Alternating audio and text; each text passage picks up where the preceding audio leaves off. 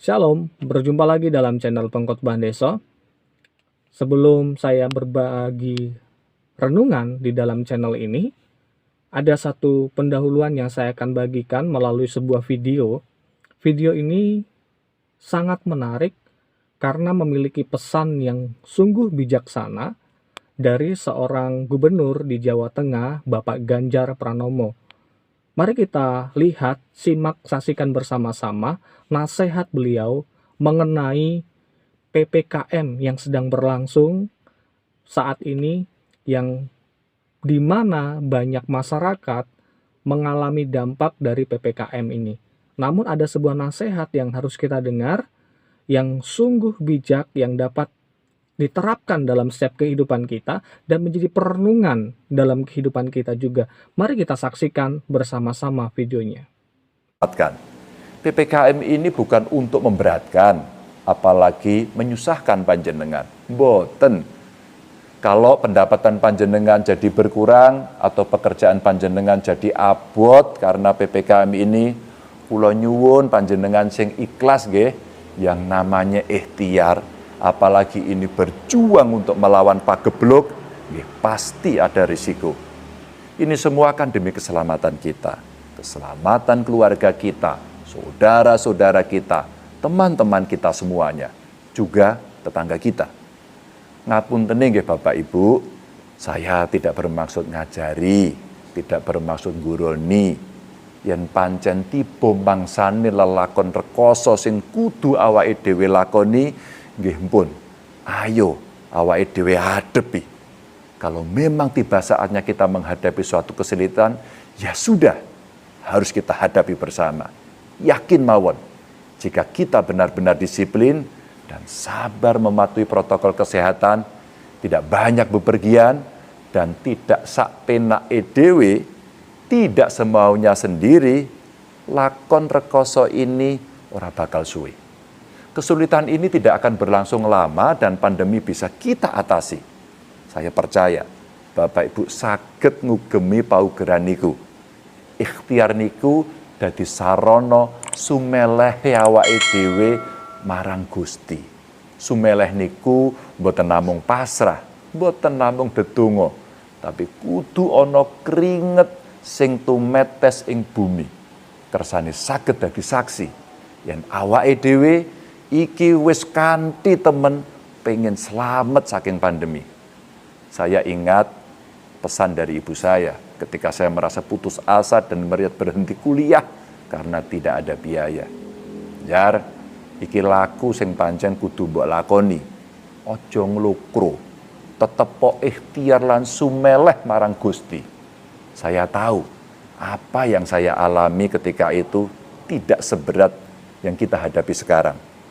Kondisi juga berbeda, tapi peweling ojo nglukro yang beliau wejangkan itu selalu membuat saya gumregah ketika menghadapi kondisi sesulit dan serumit apapun.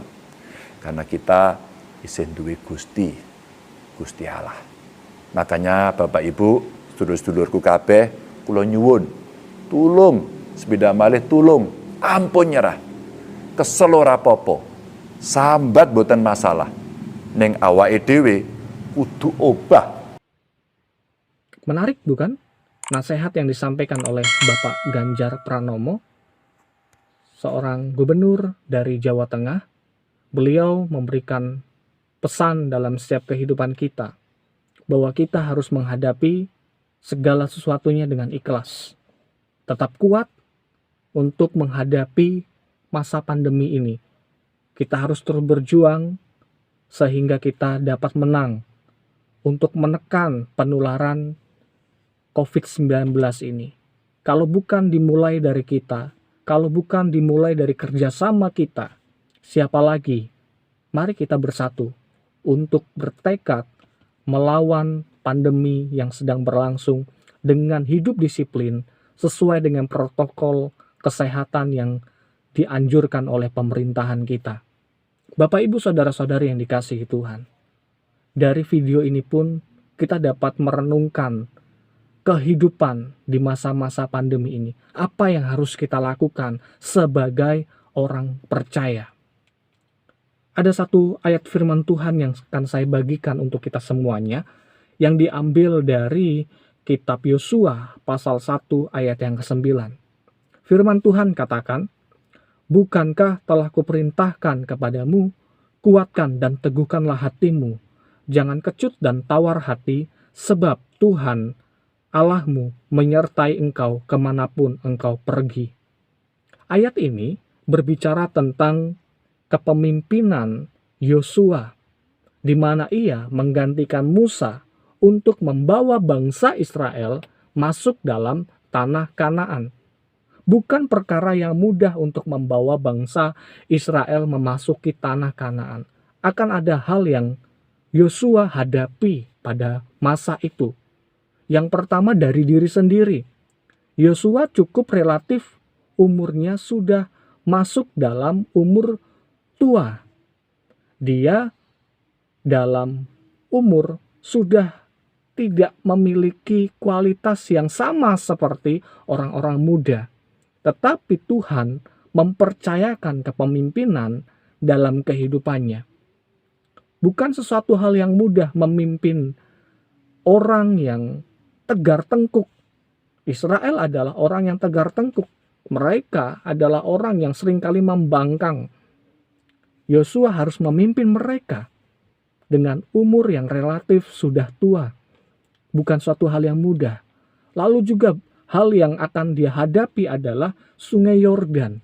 Sungai Yordan itu adalah sungai yang cukup relatif curam. Karena Yordan dari kata yarat, yaitu turun. Jadi hal ini memberikan informasi bahwa Sungai Yordan adalah sungai yang turunnya relatif curam. Hal ini pastinya menjadi tantangan tersendiri bagi Yosua dan orang-orang Israel. Selanjutnya tantangan terakhir, Yosua harus berhadapan dengan bangsa Kanaan. Bangsa Kanaan adalah bangsa yang lebih besar, lebih kuat, lebih tangguh, terlatih untuk berperang. Jadi bukan hal yang mudah untuk masuk ke sana, apalagi mereka mempunyai kota-kota yang dikelilingi oleh benteng-benteng. Bukan hal yang mudah untuk merebut tanah Kanaan. Inilah mengapa Allah menguatkan Yosua dengan berkata, "Kuatkan dan teguhkanlah hatimu." Inilah yang Yosua pegang dan percayai, sehingga dia mau siap untuk berangkat masuk dalam tanah Kanaan. Dia mempercayai apa yang Allah katakan dalam kehidupannya, sehingga menjadi kekuatan untuk menghadapi tantangan-tantangan yang sedang berlangsung. Bapak, Ibu, Saudara-saudari yang dikasihi Tuhan, ini pun harus kita terapkan dalam kehidupan kita. Janji penyertaan ini pun bukan hanya tersurat di dalam perjanjian lama, tetapi di dalam perjanjian baru pun ketika Yesus terangkat ke sorga, dia berkata, "Aku akan menyertai engkau senantiasa sampai pada akhir zaman." Yang artinya apa? Penyertaan Tuhan itu sungguh nyata.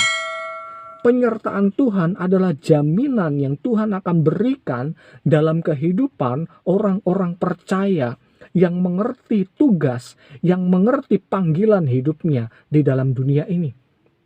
Jadi kunci untuk kita menikmati penyertaan Tuhan adalah di mana kita menghidupkan panggilan hidup kita sebagai orang-orang percaya, yaitu menjadi terang, menjadi saksi Tuhan. Ketika kita terapkan hal itu dalam kehidupan kita, maka penyertaan Tuhan akan nyata dalam kehidupan kita. Tetapi bagaimana kita ingin menjadi saksi Tuhan, menjadi terang Tuhan, menjadi garam Tuhan, kalau kita juga menjadi oknum-oknum yang menyebar hoaks, menjadi oknum-oknum yang menyalahkan pemerintah, menjadi oknum-oknum yang membenci kanan kiri, tetangga. Kita dipanggil bukan untuk hal itu. Kita dipanggil untuk menjadi terang, untuk menjadi berbeda dari dunia ini. Ketika hal itu kita terapkan dalam setiap kehidupan kita, saya yakin dan percaya bahwa penyertaan Tuhan itu akan berlimpah dalam kehidupan kita. Kita akan merasakan bagaimana pertolongan Tuhan itu nyata dalam kehidupan kita. Ketika kita menemukan panggilan hidup dalam hidup kita. Untuk apa Tuhan jadikan saya sebagai orang percaya di dalam dunia ini? Ketika hal itu kita terapkan dalam kehidupan kita, percayalah Tuhan akan menyertai kehidupan kita. Maka dari itu, untuk menghadapi tantangan yang sedang berlangsung, kuncinya adalah tetap teguh. Jangan kecut dan tawar hati. Pandemi belum berakhir. Kita harus tetap kuat. Kita jangan tawar hati, sebab ada Allah yang menyertai kehidupan kita. Allah akan menguatkan setiap kehidupan kita. Percayalah, PPKM, percayalah pemeliharaan Kristus menyertai hidupku, menyertai hidupmu, menyertai hidup kita semuanya. Karena Kristus ada bersama-sama dengan hidup kita. Dia akan menolong setiap kehidupan kita. Mari belajar untuk hidup ikhlas, hidup terus ikhtiar, hidup terus untuk menerima segala kondisi yang sedang terjadi dengan penuh pengharapan di dalam Tuhan, dengan penuh penyerahan diri di dalam Tuhan kita, Yesus Kristus. Ketika hal itu kita lakukan dalam kehidupan kita, percayalah, kita dapat menang. Kita dapat melalui masa-masa sulit ini dengan sukacita, dengan penuh pengharapan. Walaupun perekonomian kita sedang digonjang-ganjing, walaupun kehidupan sosial kita sedang penuh dengan jarak, walaupun keadaan keluarga kita sedang tidak baik-baik saja, walaupun kesehatan kita sedang tidak baik-baik saja, tetapi ketika kita percaya dan menyerahkan semuanya kepada Tuhan dan menghidupkan panggilan kita sebagai orang Kristen sejati, maka penyertaan Tuhan dapat kita nikmati.